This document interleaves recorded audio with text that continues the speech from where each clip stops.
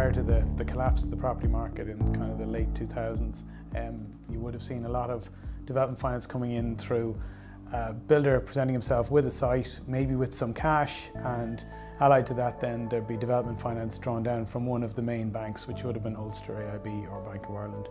And that was pretty much how it was done for many, many years. Cash meets bank, up go the houses.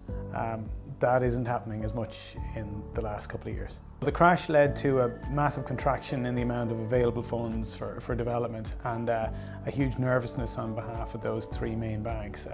You'll have seen that they will put maybe PR out that they are doing lots of new lending and the whole lot, but their parameters have become much reduced and much more conservative. So we're seeing our clients and others being very creative in terms of how they get the money to get the houses out of the ground.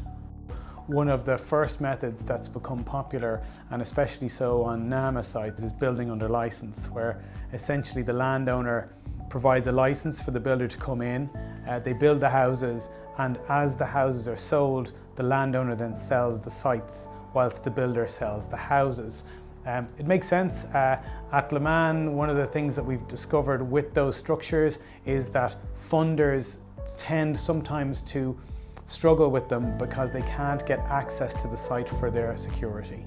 So you need the landowner to come on the journey with the builder. Another model that we have seen become popular in the last 2 years is the use of third-party equity, where you might have someone with a load of capital available to them, but they've no experience in development, but they like the story, and they're willing to put their money down in a quiet way. They won't necessarily be a high-profile individual or company, and they simply want a return on their money. They will often sit in the background, which is good from a builder's point of view, but they, in return for that kind of quiet support, they tend to charge expensive rates of interest. In the deals that we've done on private equity, the critical element that we found negotiating tough has been around the level of involvement that the equity provider wants on the site. Do they want to be there every month at the site meetings, or are they happy to sit in the background and let the banks monitor, do their job? Our view would be they should piggyback behind the bank rather than doubling up on the cost. And so oftentimes discussions around that can generate sometimes a little bit of, a bit of a challenge for your equity provider. Oftentimes, the challenge with a joint venture can be the negotiation of the joint venture agreement, because there are lots of bumps in the road along a development project, and with that you've got to make sure that your joint venture partner is sympathetic rather than being overly prescriptive.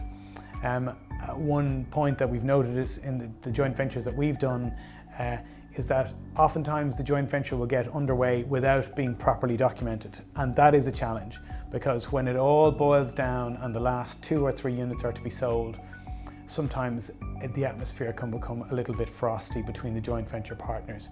So get it boiled down early, get it on a simple document, one that everyone understands, and ideally can be reduced to a short number of pages.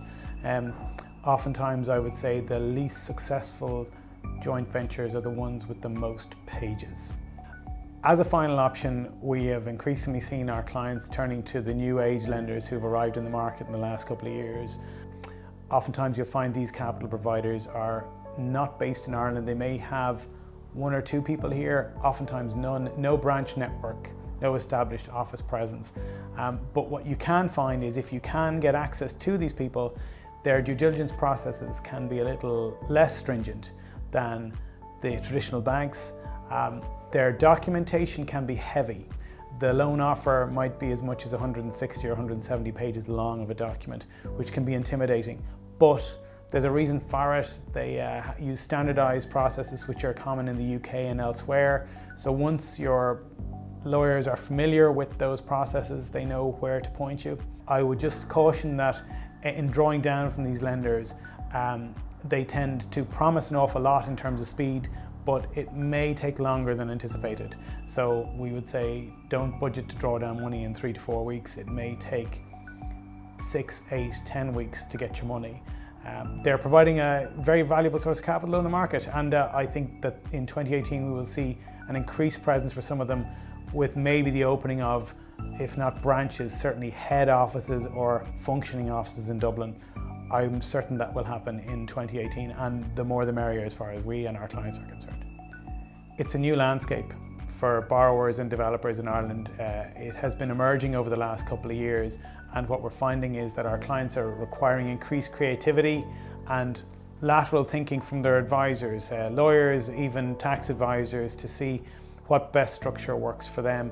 I have found that we're having to provide much more constructive and technical creative advice for our clients, which is very exciting for us.